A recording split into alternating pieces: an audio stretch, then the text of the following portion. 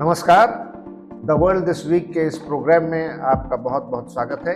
मैं doctor PM Tripathi, director वैद ICS Lucknow, आज अपने साइंस फैकल्टी मेंबर और हमारे पुनीत सर से बात करेंगे।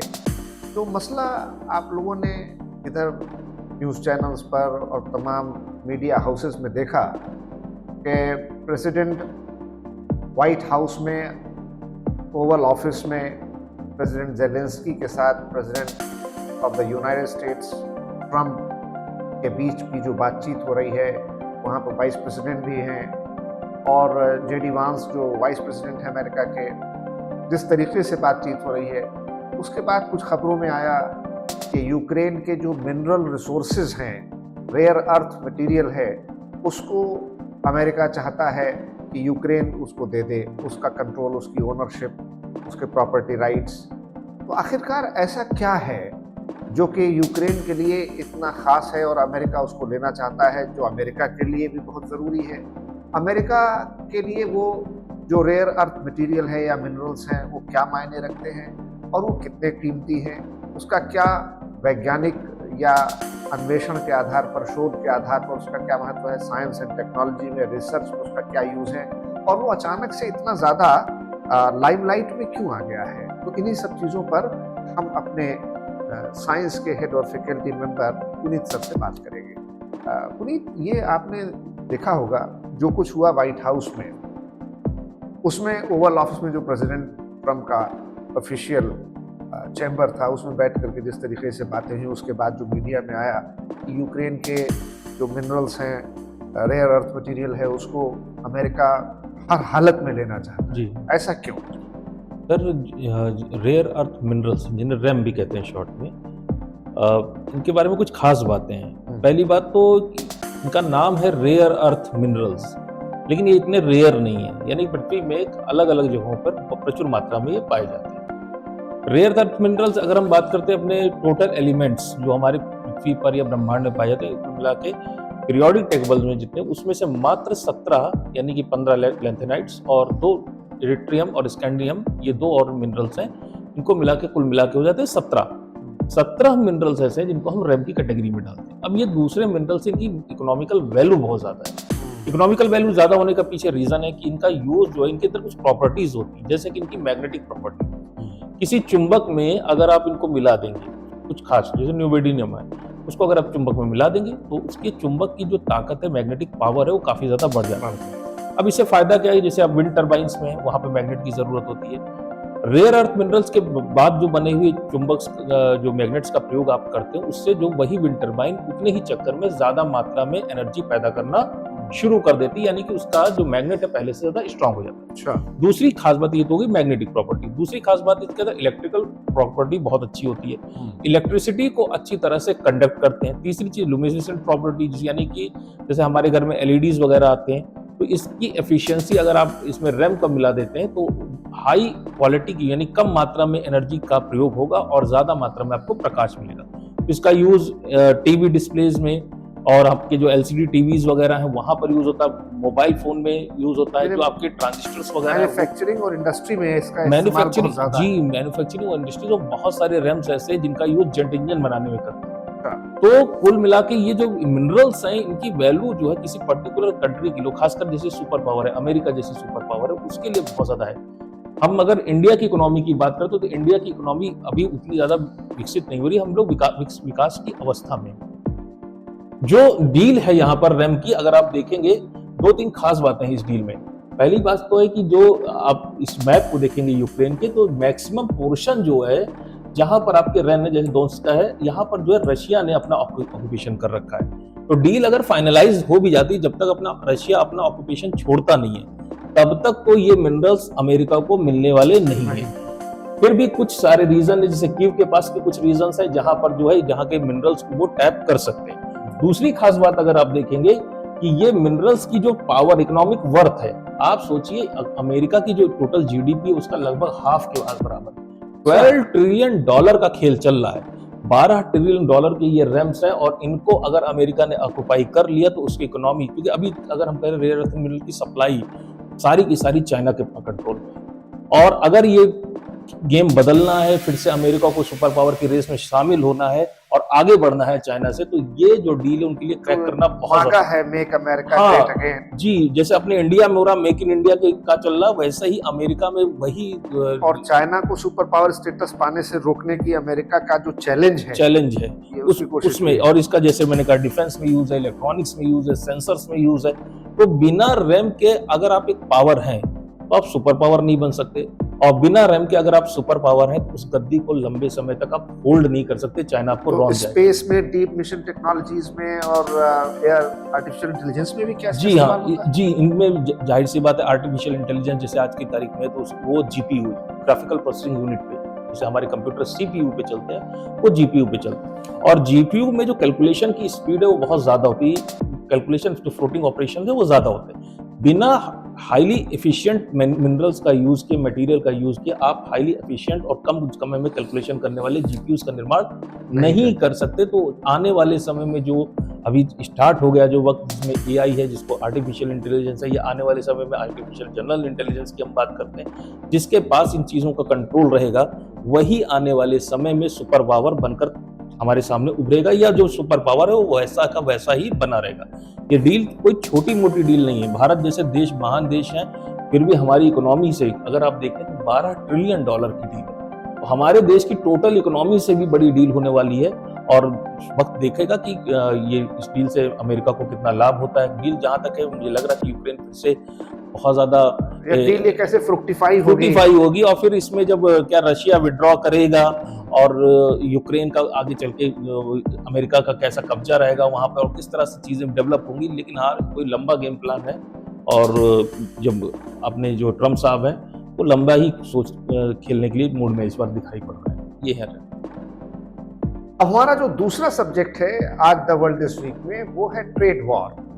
जैसा कि प्रेसिडेंट डोनाल्ड ट्रंप ने अमेरिका में अपने चुनाव के दौरान ही रैलीज में, कैंपेनिंग में कहा था कि मेक अमेरिका ग्रेट अगेन, और उसके लिए उन्होंने दुनिया के तमाम देशों को रेसिप्रोकल टैक्स लगाने की बात कही थी, और जिस तरह से उन्होंने हाल के दिनों में ताबड़तोड़ फैसले किए, और अब अमेरिकन इकोनॉमी के इंटरेस्ट में उन्होंने कहा है कि हम भारत सहित दुनिया के तमाम देशों में, इसमें यूरोपियन यूनियन के कंट्रीज हैं, चाइना है, मैक्सिको है, ब्राज़ील है, इन तमाम देशों पर टैक्स लगाने की बात की है, टैरिफ लगाने की बात की है, जो तटकर होता है। तो ये टैरिफ लगने से एक तरीके का ट्रेड वॉर, टैरिफ वॉर शुरू होने का अंदेशा हमारे सामने खड़ा हो गया है। इसका क्या नुकसान है और अमेरिका इसको क्यों अपनाना चाहता है, क्यों सारी दुनिया में एक टैरिफ वॉर के नाम पर क्रिएट किया जा रहा है, इन तमाम मसलों पर बात करेंगे हम अपने फैकल्टी मेंबर अभिषेक सर से। अभिषेक, जरा थोड़ा मामला क्या है ये टैरिफ वॉर का, और डोनाल्ड ट्रंप के इस फैसले को लेकर दुनिया में इतना ज़्यादा इसकी मुखालिफत और विरोध क्यों हो रहा है, और इससे हमको क्या नुकसान होगा, और अमेरिका क्यों ऐसा करना चाहता है? ये टैरिफ वॉर क्या है, इसके बारे में थोड़ा सा बताएं।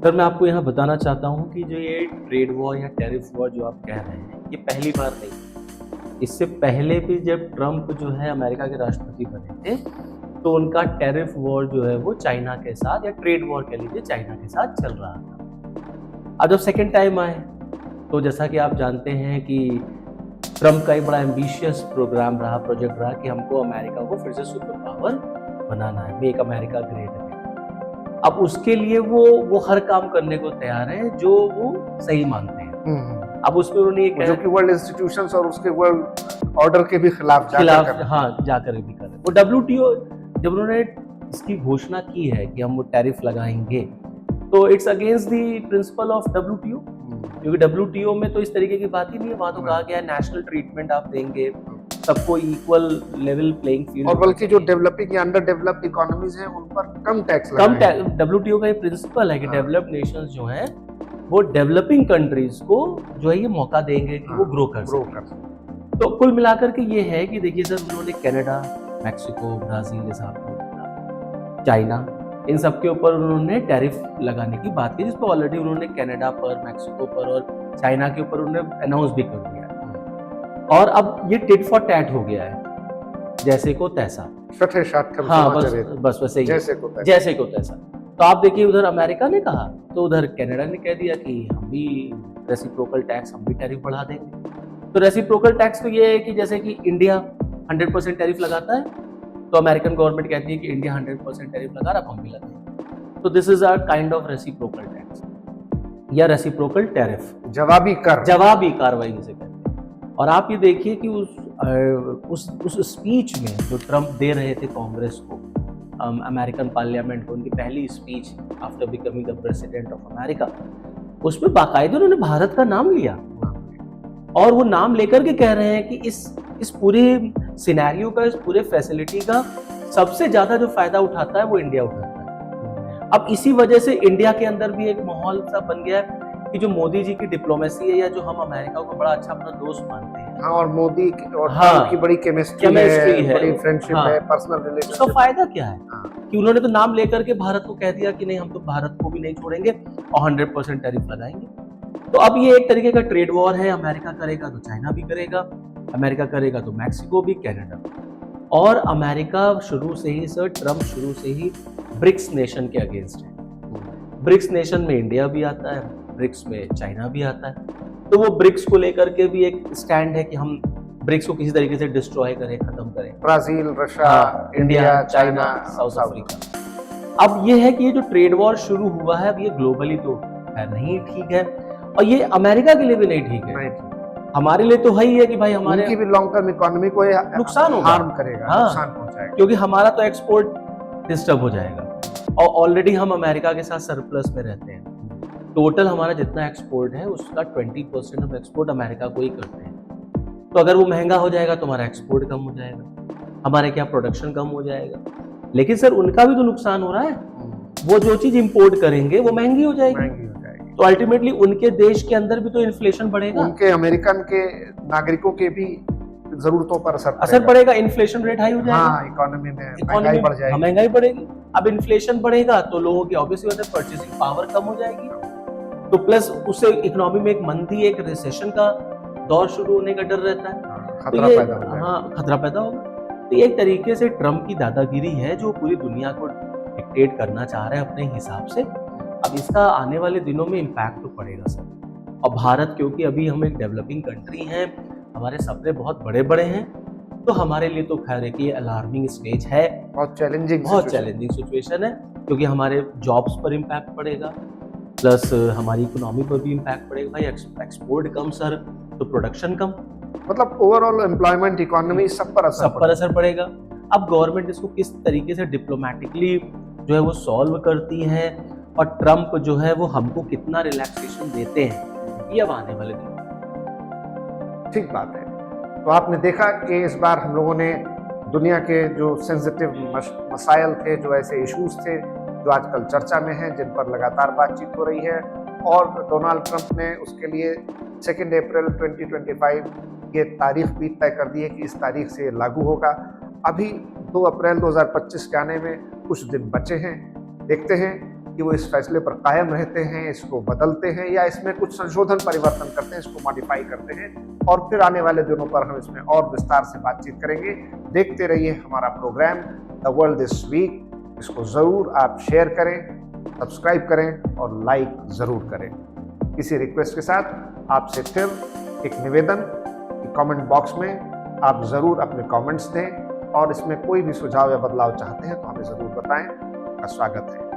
फिर मिलते हैं द वर्ल्ड दिस वीक के अगले शो में। तब तक के लिए इजाज़त दीजिए। धन्यवाद। थैंक यू, शुक्रिया।